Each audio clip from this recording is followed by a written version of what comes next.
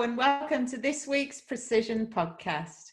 I'm Phillipa Butler and this week I've got Cara Tatterton with me and we're here to talk all about Pilates for pelvic floor health.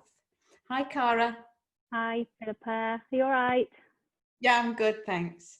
So it's lovely to see you today. It's a bit dull out there today, you know. It's disgusting here too, actually. So we're talking about women's health, and we're talking about that because one, we're both women. Yep. Two, we're both Pilates teachers. Yep. And so I am a woman of a certain age, and I think you might be a bit younger than me. But this is a problem that many, many women have, isn't it, Cara? Yeah. So a lot of women of all, to be honest, of all ages, but particularly women that are approaching the menopause age, experience pelvic floor issues. However, I think it seems to be one of the most untalked about topics there are, really. I mean, I suppose it's coming a bit more to light now. You know, there's been a little bit more. I think one of the women on Loose Women talked about having pelvic floor issues, and Holly Willoughby, I noticed with I don't know if you've seen Holly Willoughby with Phil on This Morning, often has to get down on her knees when she's laughing, and Phil mentions that she, you know, might be close to wetting her pants and things like that. But I suppose it's coming out a bit, but generally it's been a really taboo subject, and yeah, that really was something that has become a bit of a passion of mine, really, to sort of stop it being so taboo, for sure. Yeah, no, absolutely. And we were just talking before we came to the microphone about those television ads that, you know, just because it's something that lots of women have doesn't mean it's something that we should put up with, does it? No. It infuriates me. Those adverts infuriate me because it suggests that after perhaps having children or after becoming a certain age, when you get to a certain age, that having some kind of incontinence, like sneeze wee or something like that, is normal. And that really infuriates me because it's not normal. I hate to use the word of what is normal, what isn't normal, but it's common. It's a common issue, but it doesn't have to be something that you can't do anything about. The sort of, you know, incontinence pads, once you get to the menopause or after having children, isn't something that should automatically just be your way of life, but it is something that's common. So a lot of women experience it, but are too, I don't know, perhaps too embarrassed to actually go and seek help or talk to anybody about it. Yeah, well, it's an embarrassing thing. I had two giant-headed babies. Giant-headed they were, and plus £9 plus the pair of them. Only one at once, I have to say. I always say the first baby I got away with. Yeah, and I kind of felt like my body returned back to normal after this first baby.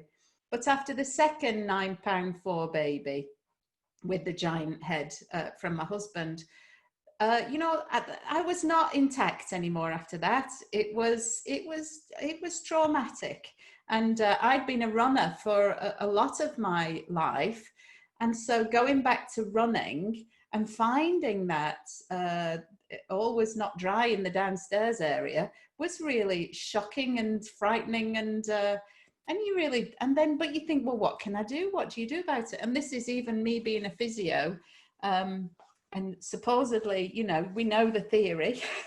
It doesn't mean, well, anyway, I'm a musculoskeletal physio, so it's not my field of expertise, to be fair, but you know, it's a scary thing, and we know so many women have this problem.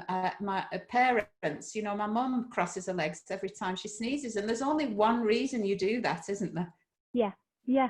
I mean, there's all sorts, isn't there, of incontinence. You've got your sort of where a little bit of wee comes out when you cough or sneeze, or if you pick up some shopping or you pick up a child. So that's your stress incontinence.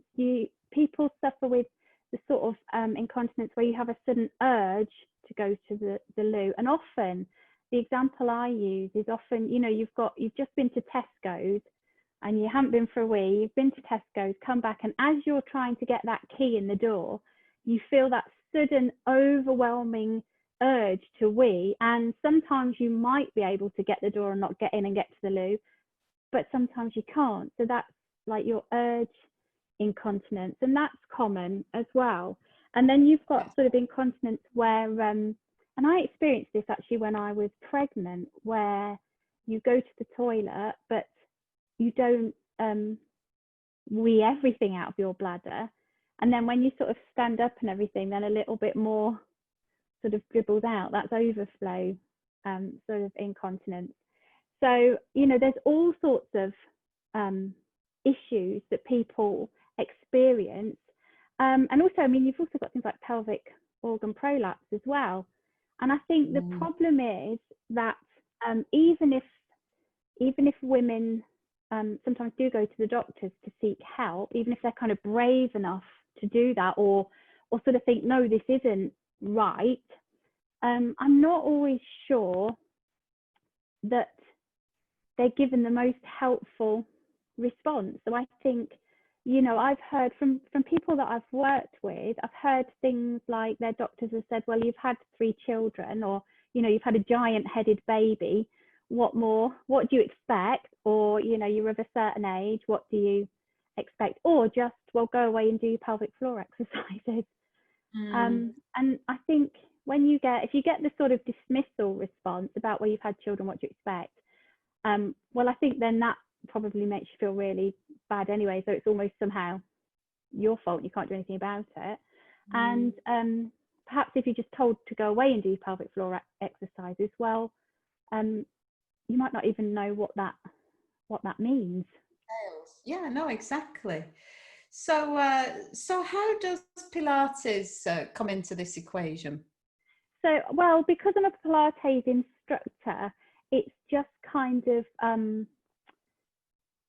looking at some of the things that we do in Pilates, some of the breathing work, some of the posture work, thinking about how the muscles are working, and then kind of tailoring that into specifically thinking about what's perhaps not working as well as it should in the pelvic floor area, in order to try and to help work those muscles. But I have to say that for me, it's not just about working the muscles around the pelvic floor.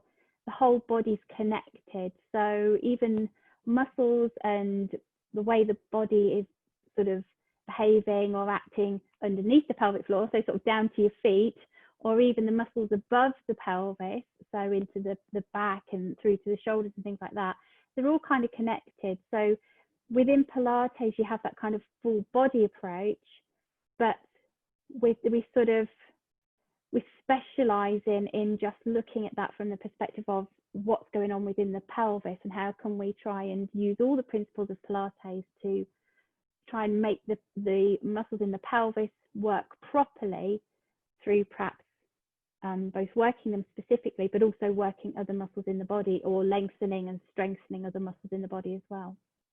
Yeah, all that. I mean, I certainly concur with this full body approach, you know, as a physio, and this interconnectedness of everything, you know, the fascial, myofascial connections. I mean, everything is undoubtedly connected by the fascia, if not anything else.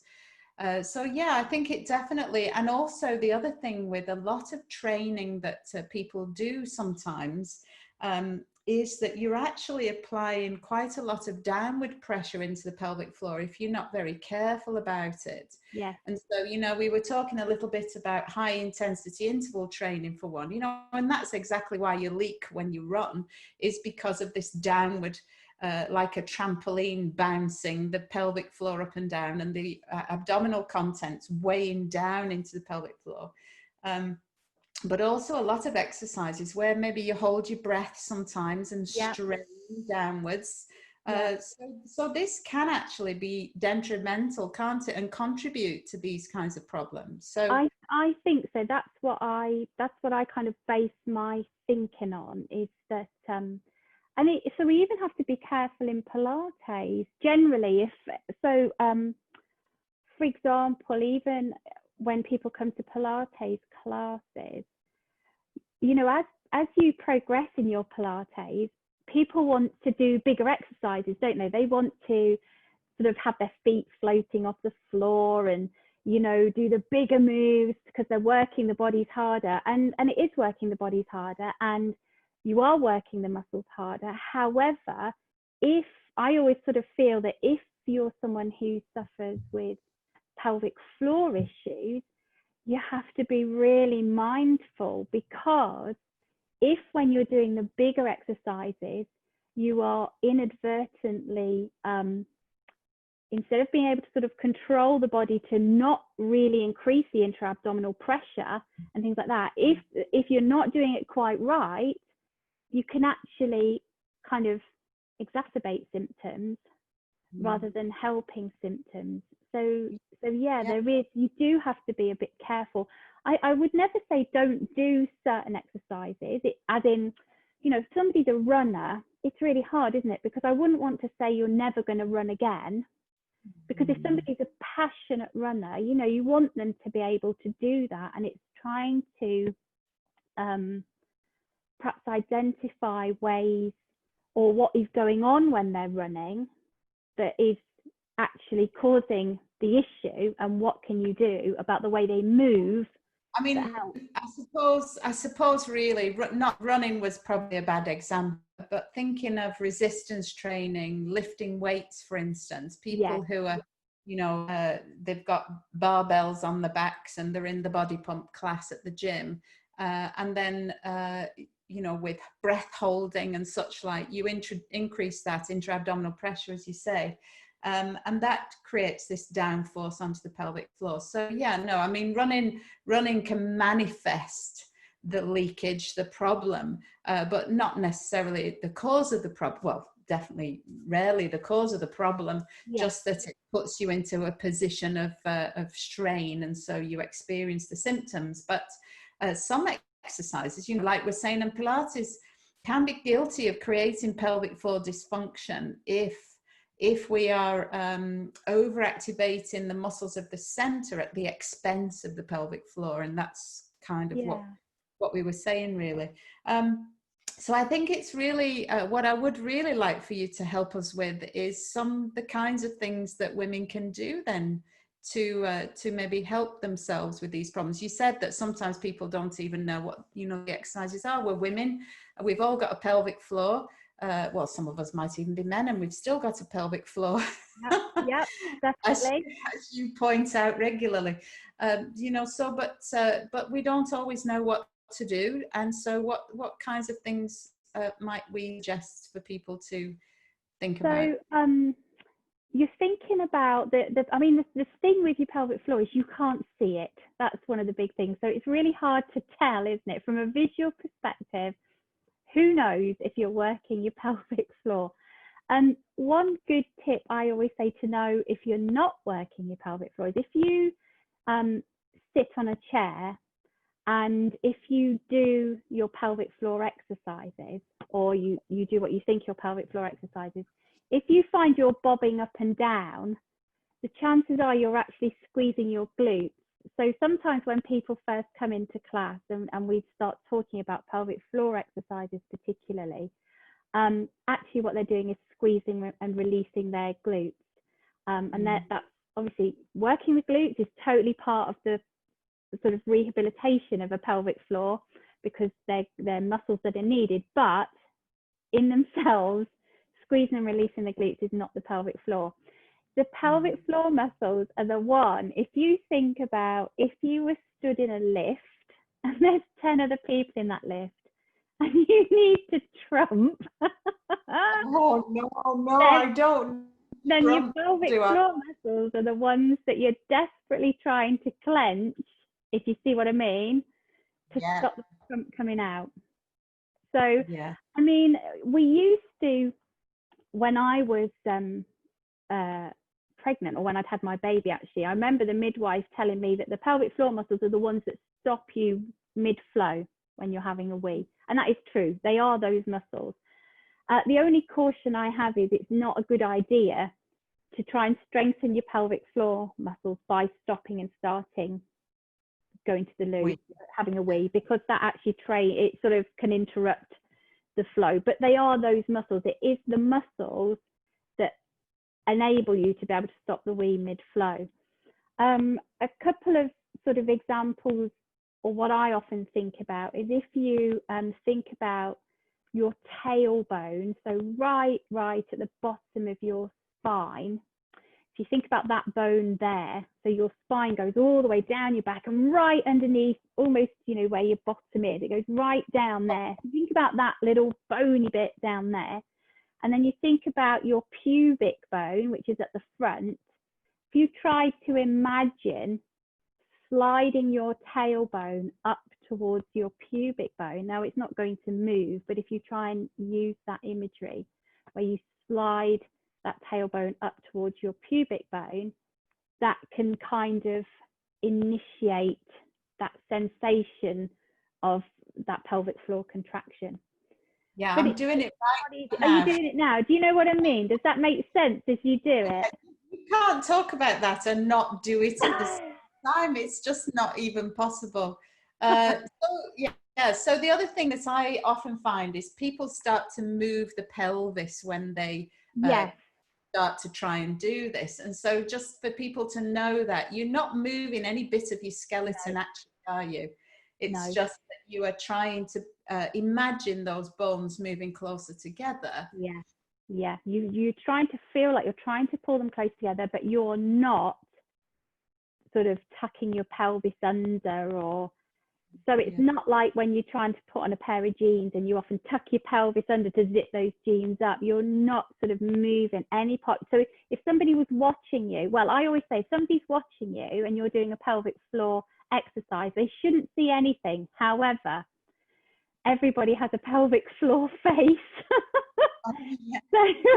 So when you're doing your pelvic floor contraction, the chances are you have to sort of stop and stare into mid-space, which other people, if they've done a pelvic floor workshop, would instantly probably recognize and go, oh, you're doing your pelvic floor contraction.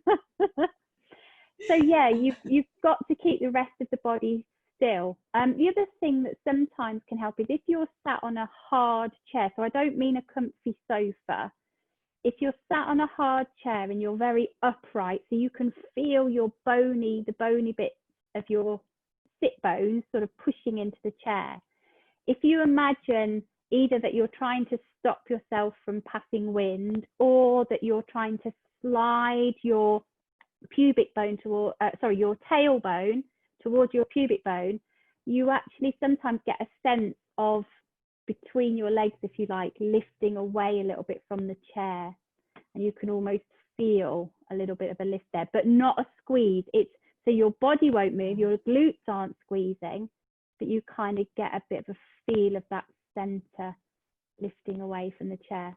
The only other thing I would add though is it's really important, if you're doing pelvic floor exercises, if a doctor said to you, do your pelvic floor exercises, that you are able to relax as well. That's really important, that because you don't want to, it's like if you're working a muscle, if you're lifting weight, you wouldn't want to just hold that weight up and have your bicep really clenched the whole time. You need to be able to release and let that pelvic floor relax. You shouldn't push down, you shouldn't bear down, but you should be able to let that sort of feeling of lifting go and actually kind of be able to feel the pelvic floor almost returning back to that normal position, if that makes sense. No, that's absolutely right, isn't it? Because like any muscle, you can create overactivity just as well as it can be underactive. It can be overactive, and that can be then create problems in itself, can't it? Yes, it can. And I think you're right. I think the other thing perhaps that people sometimes don't realise is that obviously you can go and talk to your GP, but I'm not sure people realise that there are actually sort of trained women's health physiotherapists. So they're physios that are actually specifically trained to be able to help women. And there are male versions as well that are specifically trained to be able to help women and men with pelvic floor dysfunction.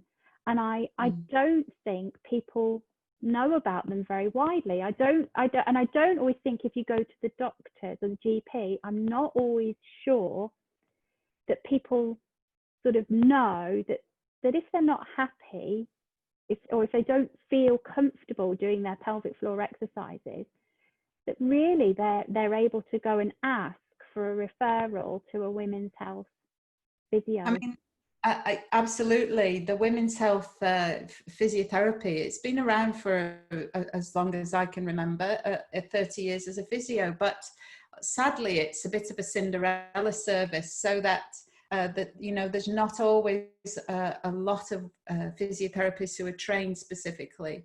It's a bit of a calling, I think, as well, for people to specialize in this area.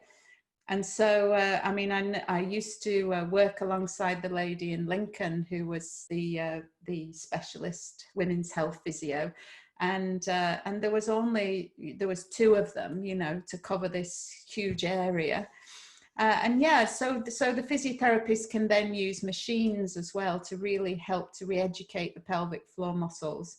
Yeah. But it's entirely possible that you wouldn't get a referral straight away the first time you go to your doctor, which I think is the case for most things, really. They tend to try and let you sit with it for a bit and see if just, I don't know, Googling a few exercises could do the trick. But if you're struggling, then you're quite right. It's really important that people know there is this specialist help available, and most hospitals should be providing a women's health service, and the same for men also.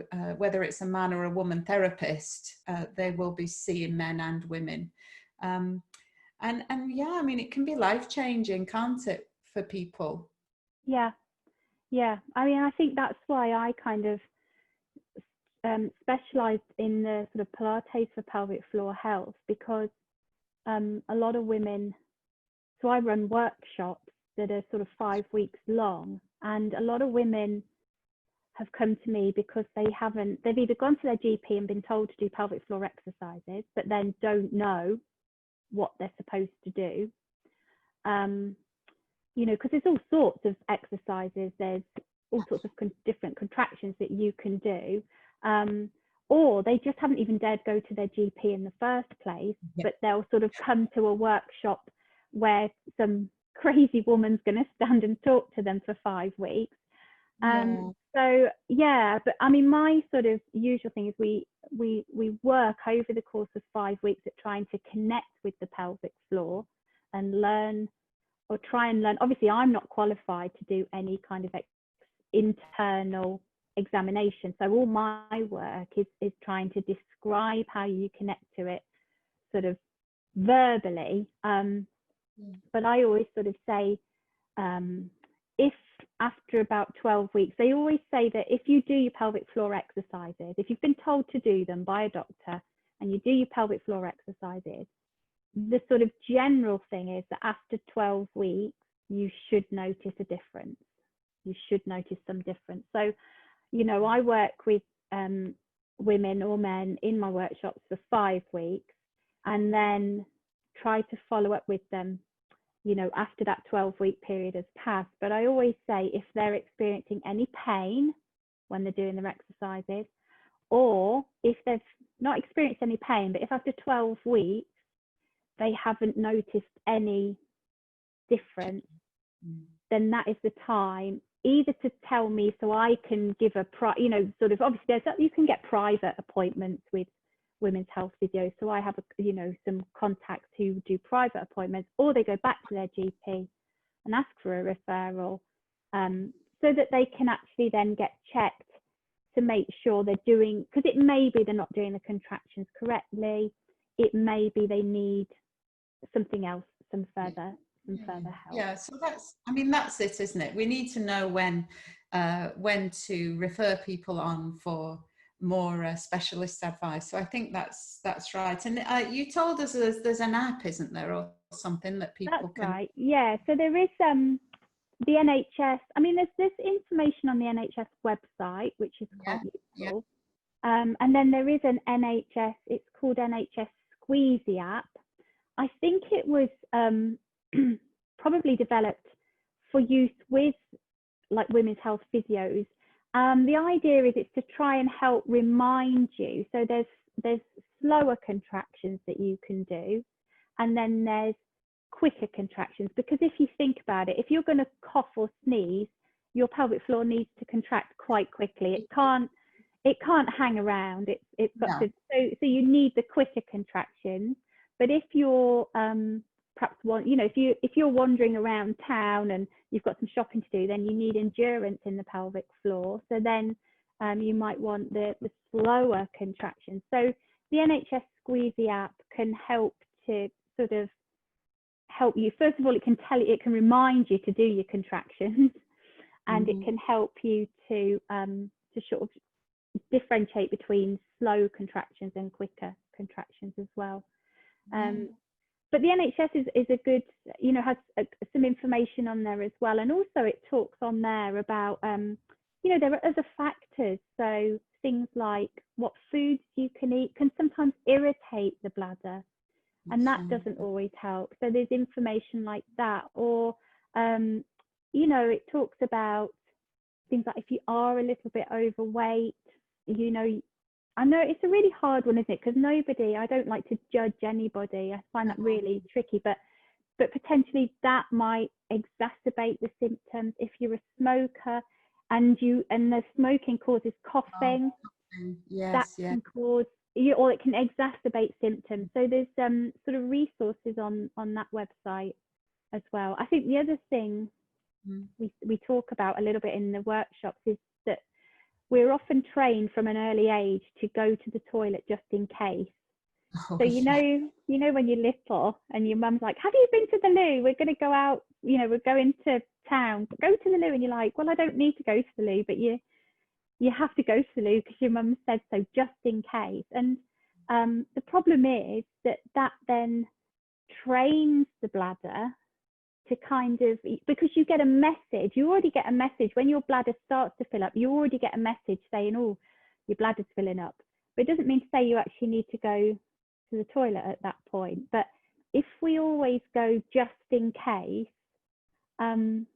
you're kind of training your bladder a little bit to feel like it needs to go, actually when it doesn't need to go.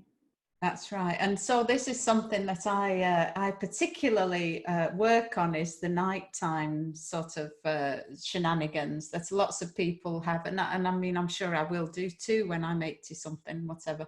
But the fact that when you're disturbed in the night and you kind of, your bladder's, you're aware that your bladder maybe has got something in it, and you think, oh, I need to go because that's going to stop me going back to sleep.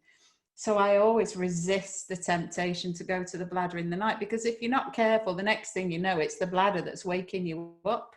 And that is really tricky. And sometimes you can sort of focus on that a little bit in the daytime. Of course, the night's not so easy. No, but so if you're going to the toilet a lot in the daytime, and you've not got any, there's no other reason why you're having issues, but you've just got this pelvic floor issue, and again the doctor's like, oh, do your exercises and things. Sometimes it's worth kind of, when you're at home, I always say do it at home, not when you're out and about, sort of think, right, it's, I don't know, it's 10 to 3 and I feel like I need a wee, but then see if you can hold it for 10 minutes possibly. Do you know what I mean? And you might find you get distracted and you come back an hour later and think, oh, I needed a wee, and actually that hour's passed, and and it was more just the sort of neurological systems that were telling you needed a wee, rather than physically you actually needing to act. Yeah, And that's right. sometimes if you can sort of delay it in that way, then that can help with the night time as well. Yeah, because the bladder's like a stretchy sac, isn't it? Like the Yeah. stomach's a stretchy sac. And so it has these stretch receptors. And so if you don't allow it to experience that stretch, you just get the messages so much sooner. And it's a bit like, well, it's kind of the opposite with eating, really. We shouldn't really overstretch. It's kind of the opposite. Don't overstretch your stomach, otherwise you don't get the message that you're full. And it's kind of the opposite with the bladder, which is if you don't let it stretch, then it tells you too prematurely that you need to empty.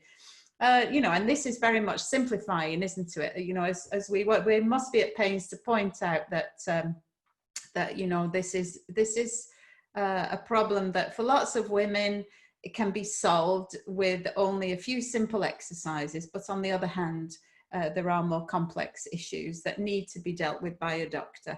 Yeah. So, and you know, and we are neither of us doctors. No. Last time I looked, anyway. So, so yeah, it's really important to see if you can get some help from your doctor. But if it is just a question of some pelvic floor exercises, then there's a lot of, like you say, some really good advice out there on the NHS website. So do have a look at that. And what I'll do in the comments section, I'll put the links so that people can have some the links perhaps to the NHS website and the Squeezy app, so that if people wanted to have a look at that, they can. And then it just remains for me to say thank you, really, for your time today. It's been great to catch up and talk.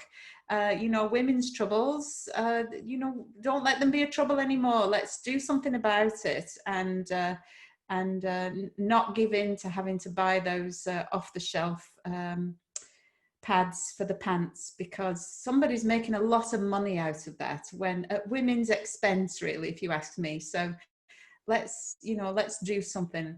And if there's anything we can do to be of assistance, then don't hesitate to get in touch. So thank you so much, Cara, for your time this afternoon. You're It's very lovely to welcome. see you. And we'll speak again soon. So take care. Thank you.